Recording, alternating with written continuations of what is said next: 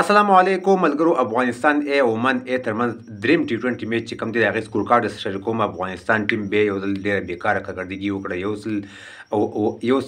یو اویا سکور چې کوم و هغه افغانستان پوره نه کړل. ډېر اسان هدف و. د عمان دغه وکټ چې کومې دي هغه د بیټینګ دپاره سازګردینګ دپاره جوړې دي. عزت الله زازي پکې نن بیا څه ونه کړل. ډېر مکمل اوټ اف فورم دی زازي ته که موږ ګورو. بیخي لس سکور نه اخوا نشي کولی. 115 سکورو کې اوټ شي. صدیق قتل ښه سکور کړي دي، شهزاد ښه سکور کړي دي. مکمل دغه میچ سکور کارډ درته شریک کوم. خو د 5 ټي 20 میچونو سیریز دی او 3 ټي 20 میچونه وشو. 3 واړه ټي 20 میچونه عمان ټیم په خپل نوم باندې کړل. 2 ټي 20 میچونه پاتې دي. ګورو چې هغه څوک ګټي. افغانستان ټیم یې ګټي، عمان ټیم یې ګټي. او د ون ډے سیریز چې کوم دی هغه افغانستان په خپل نوم باندې کړی. عمان ټیم یو اویا سکور وکړ. عاقب خان پکې 100 اتیا وکړل د عمان د سایډ نه. ډېر ښه بیټینګ یې کړی و. افغانستان بالینګ طرف ته راځو. وفادار مومند په 100 اوورو کې 6 ویکټ ورکړي دي. 3 ویکټ یې اخیستي دي. ظهیر خان پتین په 100 اوورو کې 48 سکور ورکړي دي. 2 ویکټ یې اخیستي دي.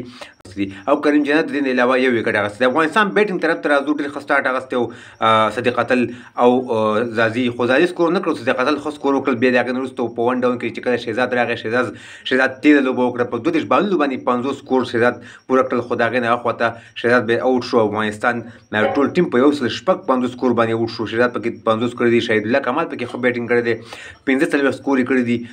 ناټ اوټ پاتې شوی دی. شهید الله کمال ډېره هڅه وکړه، ډېره کوشش یې وکړو، خو میچ راوا نه وختو او لږ میسنګ هم پکې وشو. صدیق قتل په 140 سکور باندې اوټ شو. زازي 15 سکور کړي دي.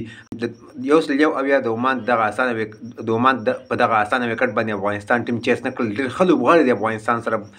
که شهزاد محمدي ته وګورو، زازي ته وګورو، صدیق قتل ته وګورو، شهید الله کمال ته وګورو، تقریبا 115 پکې سینیر لوبغاړي دي په دغه بیټینګ کې. نماینده کو عمان په خپل نوم باندې کو دغه میچ او افغانستان ته یې ماتې ورکړله په 15 رنونو باندې. نو دغه د افغانستان او د عمان د ټیمونو د دریم ټي 20 میچ د میچ سکور کارډ چې تاسو سره شریک کړو. د ویډیو کتلو ډېره مننه. زموږ یوټیوب چینل سره هم سبسکرایب کړئ.